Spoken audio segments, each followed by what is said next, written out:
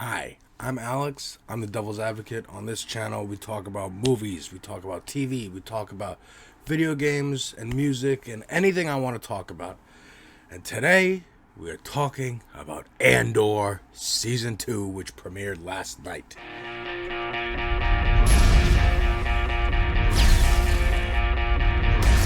We're in a war. You wanna fight? Or you wanna win? Oh my gosh. I've been so excited for this series. I've been so excited for its return. And it did not disappoint. It is the best show on television. Hands down, I will take no arguments. Like and subscribe if you're into this sort of stuff. Comment down below what you thought of these 3 episodes. I am desperate to hear other people's opinions. I think it's the most fantastic. I'm not finished with my Daredevil review from last week for the finale. I'm gonna finish that and put that out this week sometime. But I just want to get this quick review out for the first 3 episodes of Andor. I think I'm gonna do this each week because I think they're dropping 3 at a time for 4 weeks. So I think I'll be able to do this. It's not going to be as long as some of my other reviews, but I do want to go through these. There are so many good details in here, and I will point out what I can, but I do want to go over the broad strokes. So, full spoilers. This is a full spoilers thing. If you haven't seen the first 3 episodes of Season 2 of Andor, go watch them. They're amazing. Anyways, we're going to get into it. And these first 3 episodes really had 4 stories going, 4 main stories that we're going to touch on. Andor stealing the experimental TIE fighter and crash landing on what is Yavin, I presume. Mothma marrying her daughter to the son of the scummy banking guy from last season. We also have Bix and Brasso and what's his name? Wilmon being refugees on this farming planet, and a really good and poignant story about immigration there, which we'll get into. And the 4th story being the Imperial story, mainly following Dedra Meero from season 1. So where to start? I guess maybe Andor, because ironically his story is kind of the shortest and more concise. So Andor steals an experimental TIE fighter, and in the opening scene, he's preparing to do it. He's in Imperial flight gear, and he's at a test base somewhere, and he's talking with another rebel who is also there, who's helping him steal the fighter, and she's terrified. This is her first big mission. She doesn't know what's going on. She's trying to respect him, be like, I shouldn't look at you, I shouldn't ask questions, and he's like, relax. I understand. This is probably Luthen's doing. She's here because of him, and she's terrified because Luthen's a scary guy. But he's trying to get her to relax because it really could be her last night alive. If they catch them, she's going to be executed. So he's telling her, ask whatever you want. You've earned this. You've earned it.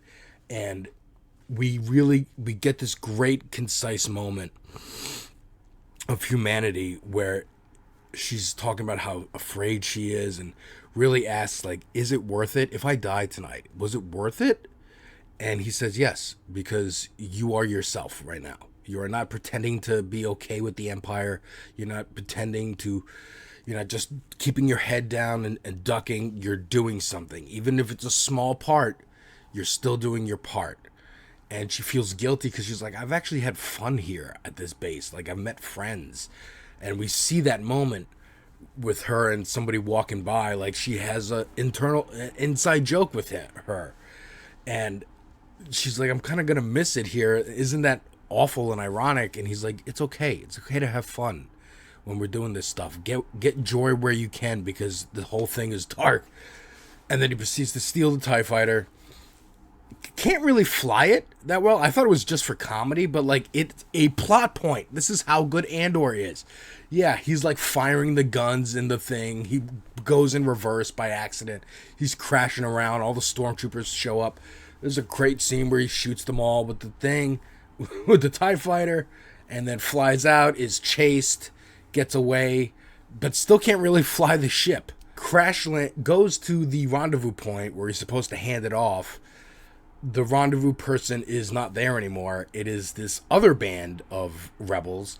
And when he says, I'm with the rebellion, I'm not an Imperial pilot, they say, which rebellion? Whose rebellion? And it matters who the leader is. And that's where he goes, okay, so these guys are idiots.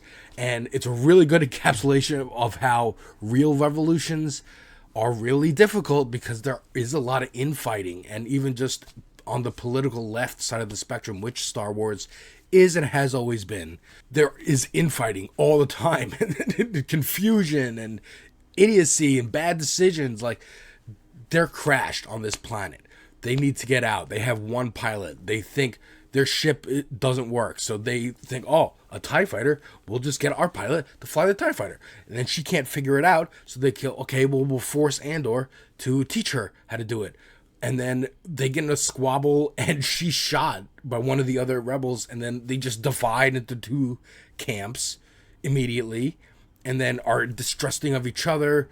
There's like, it's so good as an encapsulation of like what you have to deal with in a revolution and how Andor deals with it by kind of just waiting it out, letting them kill each other, and then when he gets the opportunity, steals the ship and he's off again. Amazing, because then we as he leaves, we see that it's Yavin. I think it's Yavin. And that we're probably going to come back here and maybe these guys are actually going to be folded into the fuller rebellion.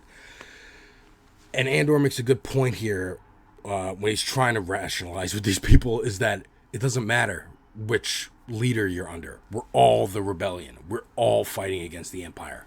We're all should be united, but they are squabbling over petty things, and exemplified by the small area that they're in, what they're fighting over. The fact that they're like being tactical and divided into two squads, and it's like, you're not gonna beat the Empire fighting amongst each other. So that's Andor's story. The Imperial story is, again, dude, this show will go places that that other shows, period, won't go.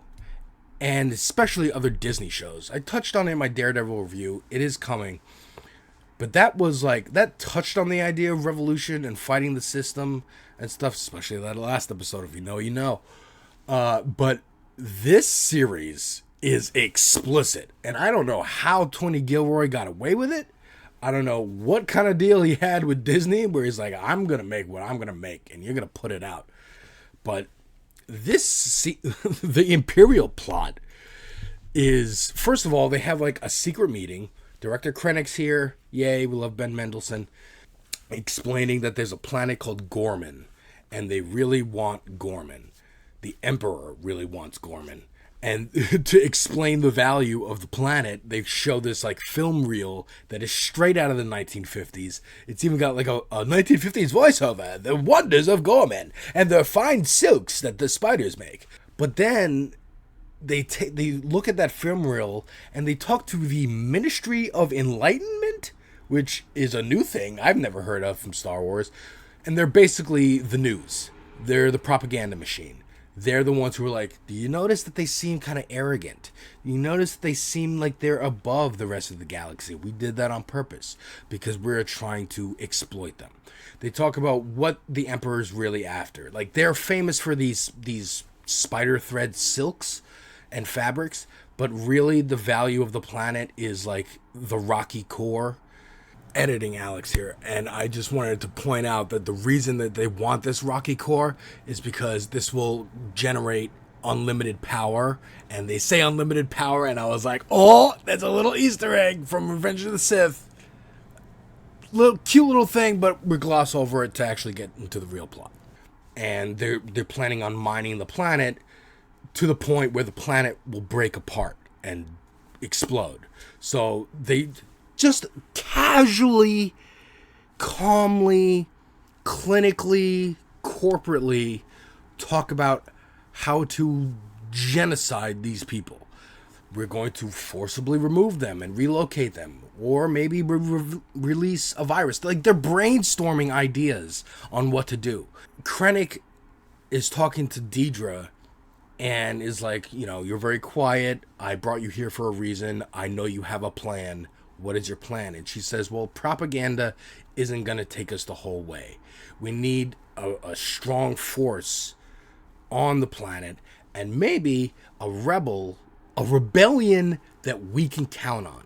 And I don't know exactly what she means. I wonder if they're going to do, like, there's a rebellion on the planet in favor of the Empire, because this planet has been very removed, but because they have a lot of political power, so they can kind of, would turn up their nose at the Empire. What am I doing here? And they can kind of defy the Empire.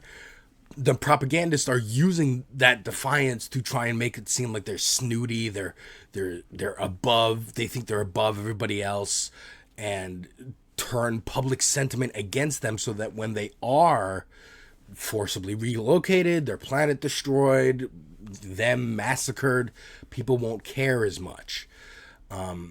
It's so fascinating, because this is straight up a Israel-Palestine allegory, but also, of course, the United States allegory for what we did to the Native Americans, as was Aldhani in season 1. It is chilling and disturbing, to say the least. Like, but so good. It's done so well, because they are just so calm about it. This is just business as usual. It's a very secret plan. No other people in the Empire know about it, but they're still just like brainstorming, like they're trying to think of a marketing meeting, a marketing advertisement campaign. And it is, because they're advertising how these people don't really deserve to be alive, do they? They're kind of hoarding their resources, aren't they? Shouldn't we kind of make them give them up? Yeah, right? Like, oh, it's so creepy. And then Dedra talks to her supervisor when they get back to Coruscant, and she's like, I don't actually really want this project, because it seems like it's destined to fail. Y'all been working on this for years. It's not really. And the boss is like, look, it's happening. Like, Krennic wants it, so it's happening. And this is a gift for you. Do well on this. It will seem like a demotion at first, but you're in charge of the planet. You're in charge of the planet, and if you get results, you are going to be promoted in the Empire. The rest of her plot in these 3 episodes also touches on Syril, who is maybe one of the best characters. Like, Dedra and Meero and Syril are so good at playing like detached, creepy corporate people. We see Syril, we catch up with him in the corporate office that he was forced to work at last season. Now he's the boss, because of course this guy is going to thrive in a weird, creepy corporate environment. But then it's revealed that he and Dedra are living together. And I'm still on the fence. Like, does Dedra actually like him? I think she does, because he saved her life in the last season. But she was so, like, at arm's length with him, and we didn't really get a conclusion to how she feels about him. But here, first time we see her hair down and not tied up in the little bun. We see Syril, like, how their dynamic is. She's kind of still in charge, still commanding. And he makes suggestions for what, plans, and she kind of strikes them down. And they meet his mother. And while it is very effective as a comedy scene, and oh my God, it's so, like, she is so frustrating. I'm glad she's back and we get to see her again. But the way, so they're having dinner, right? And it's a great dinner scene. Syril is like, okay, I need a break. He's like, I'm going to use the bathroom. He walks away. Dedra, like, lays it out for this mother and is like, you will think before you speak to him. Or he won't see you. She's like, I will ensure that he visits you twice a month, regular phone calls, but the interaction will be inversely proportional to how you act. And it's literally laying out, like, you will not disrespect your son, my husband, anymore. You will not disrespect me in my home. Like, I am laying down the fucking law. And in that moment, you're rooting for her because the mother is so awful, but you're also like, ew, this person's a Nazi. Like, Jesus. It's such a brilliant scene. It's such a brilliant dynamic. Because Syril even seems like, is he fully in? Is he with Dedra? Like, this is his wish. He wanted her. He loves her. He loves the idea of being with a powerful Imperial person. But I'm wondering, is he still looking to climb the ladder? Is he looking for a fault in Dedra? Even subconsciously, where he can then go rat on her and take her spot. And think he can, like, make up for the failure that happened with Andor back in season 1. I don't know. It is very interesting to watch those two, and they are just so deliciously creepy. It's fantastic. Okay, so we're gonna do Mon Mothma next. She is the wedding is happening. It's a year later, by the way. I don't know if I said that in the beginning. It's a year later from the events of season 1. And this season is going to drop in 3-episode blocks. I think there's 12 episodes, so that's 4 weeks. And each 3 episode is going to be an arc, and I believe encapsulate the events of 1 year. So this season starts out with BBY 4, which is, for those of you who don't know, 4 years before the Battle of Yavin, which means 4 years before A New Hope. And I presume each 3-episode arc will count down, like BBY 3, BBY 2, 1. And then it's going to lead right into Rogue One. So it's been a year. Mon Mothma's daughter is getting married to the son of... what is his name? Son of Scum Guy. The scum and villainy boy who is, like, good with hiding people's money. And we get another... like, view. It's juxtaposed a lot with Andor and the band of rebels, like, squabbling and fighting very, like, brutishly and low classly. And here we get to see the upper class and how they are conniving and smarmy and trying to pick up on each other's secrets and stuff like that. It's very Game of Thrones. Disney accidentally has a Game of Thrones on their hands, and they decided to end it after season 2. I'm still pissed about that. Andor could run for years. They could just keep doing this, like, Rebellion. They could rename the show Rebellion and just have it be this for years. I would, but anyways, I digress. They're having a wedding. Everything looks opulent and beautiful, and importantly, you can feel the culture. Andor is so great at really exploring the culture of these different races that we see in Star Wars. Boba Fett did it a little bit with the Sand People. Mando did it like a little bit with, like, the Mandalorians, I guess. But we really see, like, different cultures and their religions and stuff, like the Aldani people and the meteor shower in season 1. Now we see the Chandrilan wedding and how it's like a long process, and this is like an ancient tradition that's kind of passe, but she's bringing it back, and it kind of reignites this kind of nationalism in the people who show up and the rich people. It's very, very interesting. Mon Mothma's daughter is still a little princess, a little snotty-nosed asshole, but we do get some sympathy here, and we do get a scene that is important that we didn't get last season, which is Mon Mothma showing that she really does care about her daughter, even though her daughter is mean to her, clearly prefers her father over her. Mon Mothma does love her and does care about her well-being ultimately, and it feels so bad that she is marrying her off to this guy's son. Mon Mothma's husband, just as shitty as ever, very gossipy, low-key threatening to Mon Mothma, because Mon Mothma's friend, Tay, who facilitated the meeting with Scummy Guy, he's like a lifelong friend. Rumors have always been about that she wished she married him, or at least he's her lover. Like, and so clearly he doesn't like him and is trying to hurt him. We see him show up and he's like drunk. Apparently there's like 3 nights to the wedding, or 3 days of events. And he shows up drunk on the first. The husband makes a remark like, he should know that you pace yourself. There's something going on with him. And it turns out like his wife left him and he's having problems financially. He's feeling a little resentful. Like, hey, I kind of helped you set up this foundation, this money funneling apparatus for the rebellion. And I'm not really seeing the benefit to me. And he's kind of almost blackmailing her for money. Luthen is at the wedding. He showed up with like a gift, like a special cultural artifact gift. And so he's constantly asking Mon, he's like, is he okay? He seems like he's going through a lot. And she's trying to stave off Luthen while also figuring out exactly what Tay's trying to convey to her. Is he going to blackmail her? Like, she keeps telling Luthen, I will find a price with him, okay? We're going to have a meeting next week. I will find a price. I will give him the money. He'll be okay. Because the implication is he might rat her out to the Empire, and that would be the end of everything. So Luthen is basically like, are we going to have to kill this motherfucker? And Mon is trying to hold it off as long as possible.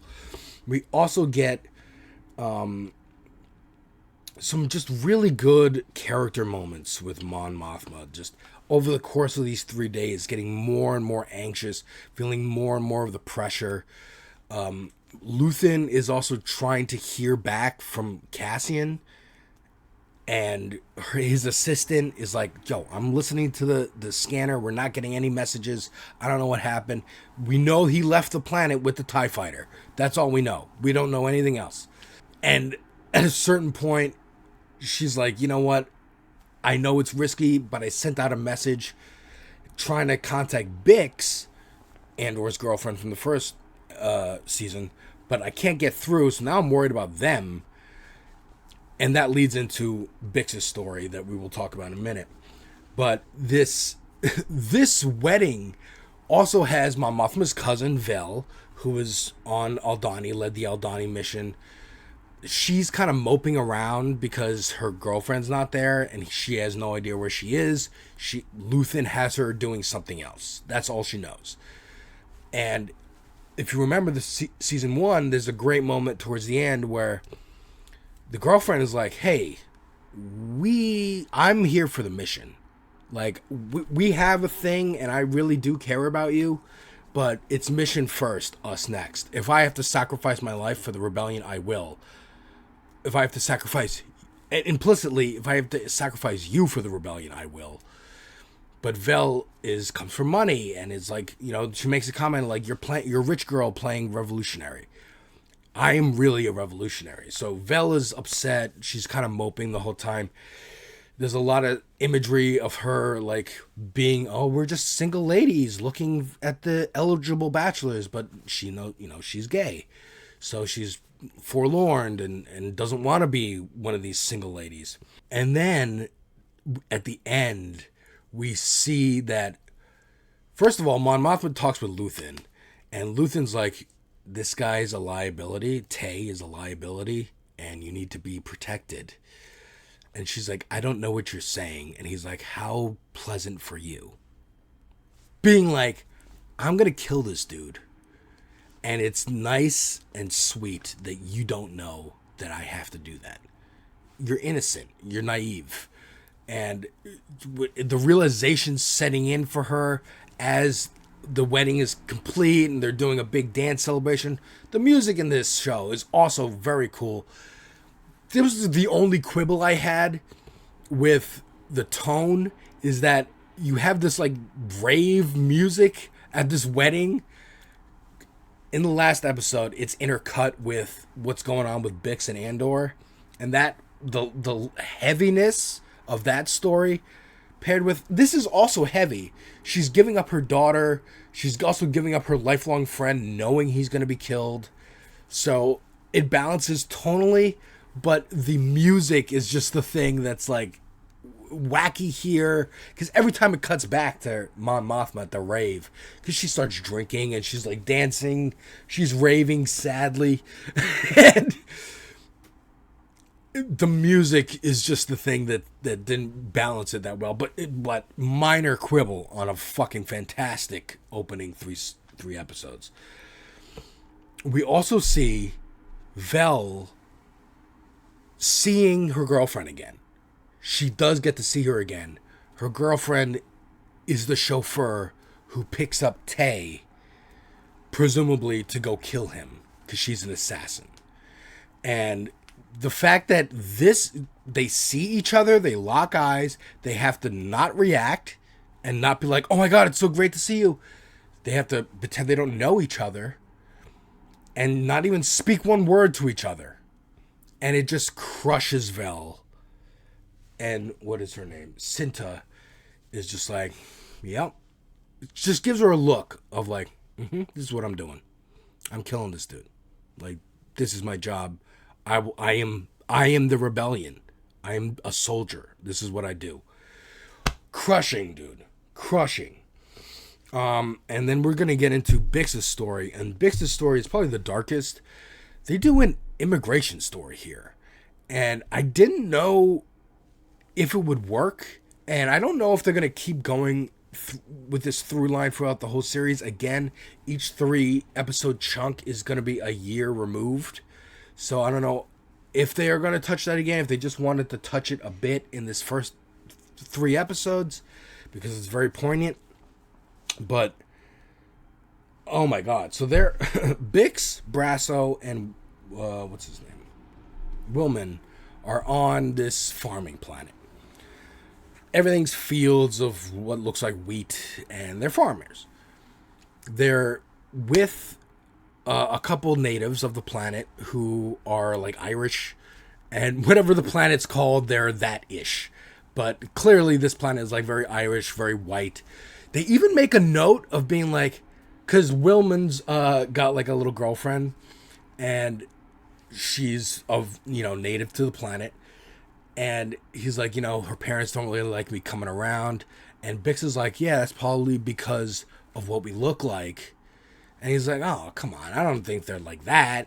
And she's like, yeah, well, Brasso and this other girl, Talia, I think, who are like more white passing, they don't get problems. And it's like, oh my God, did we just touch on racism in a Star Wars movie? Their story is that the Empire is coming. They're doing an audit of this star system, and that means inspections. So ICE is coming for raids, essentially. And they keep hearing about, like, they caught someone over here. People keep running, and they get caught when they run. So just, maybe they'll pass you by. A lot of times, like, we just don't know if they're going to inspect closely, if they're just going to roll on by, because it could be either one. They have someone like on the ground there helping at the general store, helping like keep them hidden. This is very Inglourious Bastards, very like, the Jew hunter coming. It's amazing how they squeeze this into 3 episodes with all these other stories and characters and moving parts happening, and still hit a really good note. The Imperials who come are clearly, like, the lieutenant is creepy as hell with Bix. Infers on day one, like, hey, I'm going to be here for a while. Maybe you want to come have dinner with me. And she's like, I don't think my husband would like that. He's off planet, but he'll be back soon. Next day is quiet. Then the last day, it's like, we're back. And we know you're illegal. You're going to, like, it's so stressful. I need someone to help me relax. And he's like trying to hold her hand, and she's like, no, my husband is here, but he'll be back soon. And he's just like, look, we know you're illegal, so you're either going to do this or we're going to send you to prison. And he tries to SA her. Okay, I'm saying SA because YouTube doesn't like it when you say the real word, but she said the real word. She said the real word in a Star Wars show, in Star Wars media on Disney Channel. Okay? I'm amazed. I was watching it with my wife, and she was shocked. She said, "Did I just hear what they said? Did I just hear what I thought I heard?" And I said, "Yeah. Yeah, they're tackling it." Because the dude tries to SA her. He has like a guard outside, and the guard hears him scream as she fights him off. And then when he comes out of the building like all dazed and bloody because she hit him in the head with like a wrench, which he deserved. And he's like, "What's going on here?" And she's like, "He tried to SA me." Again, I can't say the real word that starts with an R, but you know the word. And she said it, dude. And he's like, "Yeah, he's dead." So he's going to go shoot her. She shoots him. And she's like, "All right, we got to get out of here." Like, that just happened. And I gotta leave. In the beginning of this season, the beginning of the first episode, actually, we get that what's going on with Bix is she's having nightmares. And she's having nightmares about the torturer from season 1 who put the thing on her head that had like the screams and cries of dying children from a specific planet. That was the torture. It clearly affected her to the point of she has PTSD. She's having these nightmares about him. Because I was like, he was in the show so barely. I was like, is that guy, the torturer guy? And then it's revealed it's a dream she's having where he's like pulling off her blanket at night because it's terrifying what she heard. And I'm glad we still haven't heard it. Oh my gosh. So that's what she's going through. She is like... And Wilhelm and Brasso are taking care of her. Talia is also, I think, a native of the planet who's helping out. And clearly is kind of in love with Brasso. She is, like, not okay.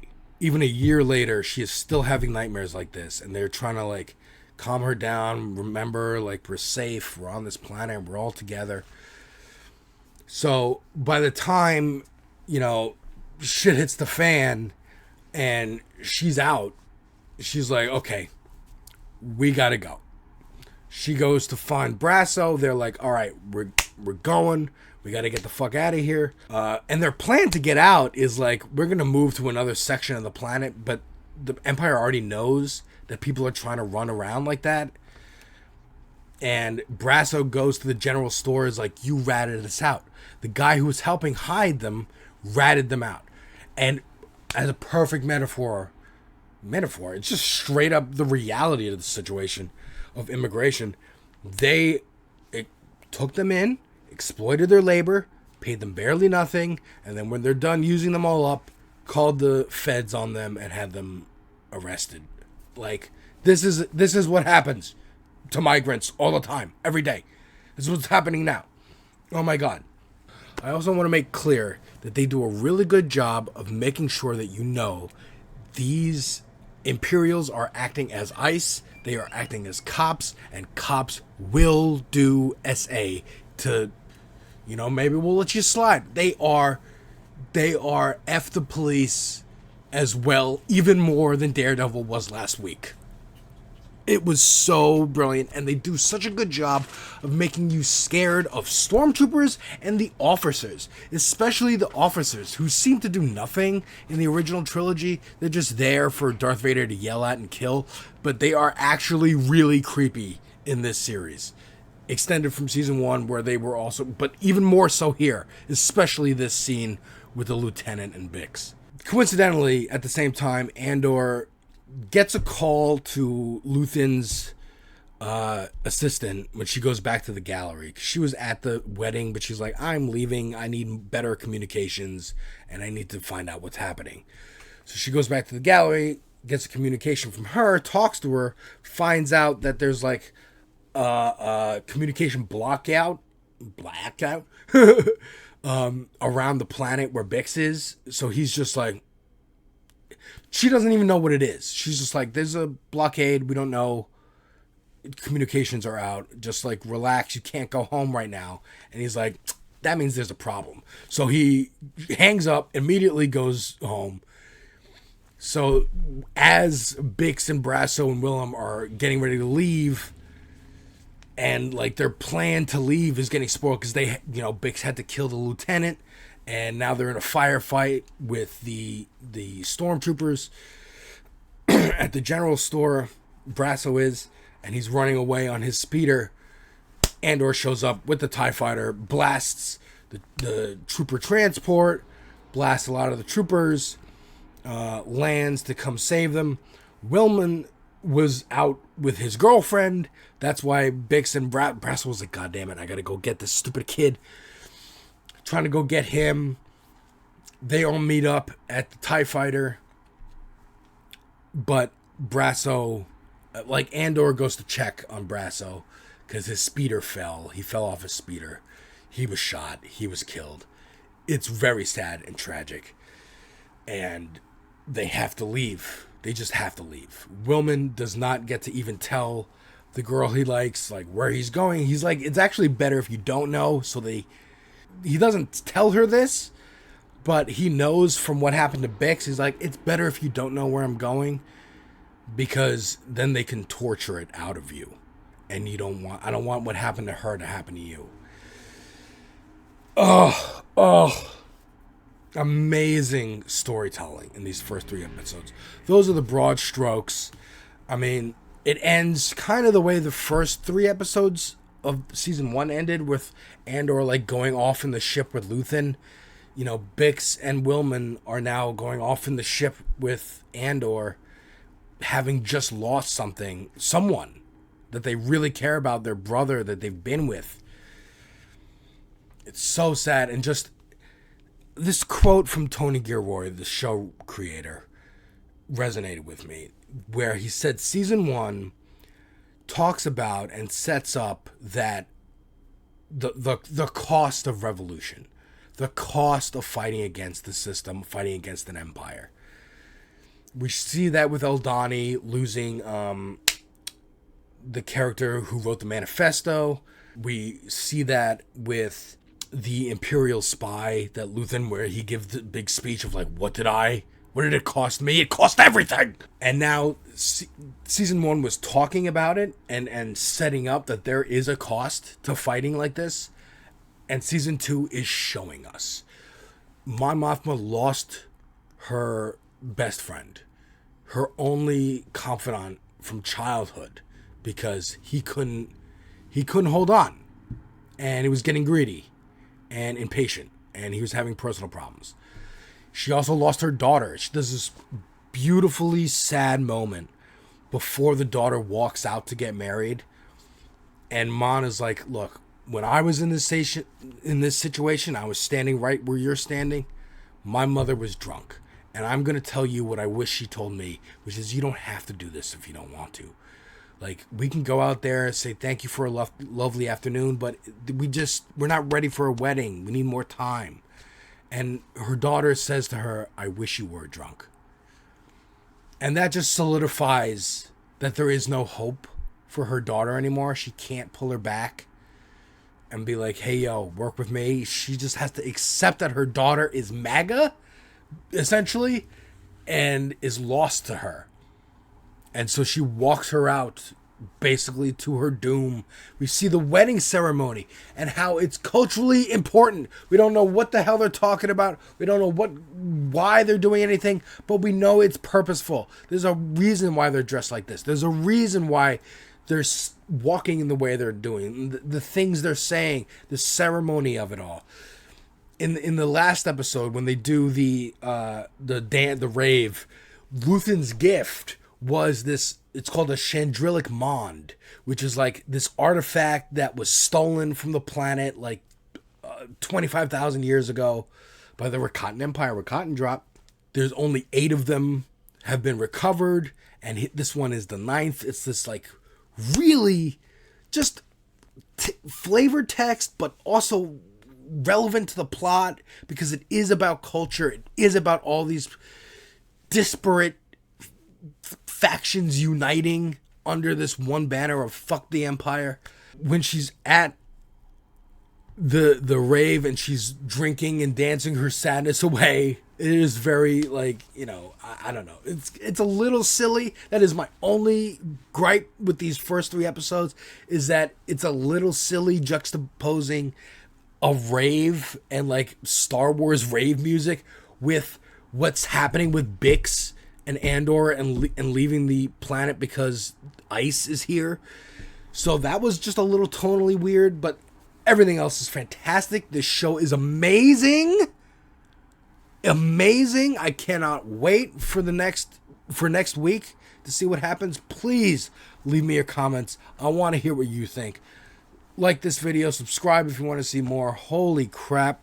I'm going to finish my Daredevil review, and that's going to come out this week, but I had to get on here and talk about Andor. There's so much more I could go into. I could keep talking for hours, but 40 minutes is long enough already, okay? Have a good day, everybody. Oh my gosh. Watch this show.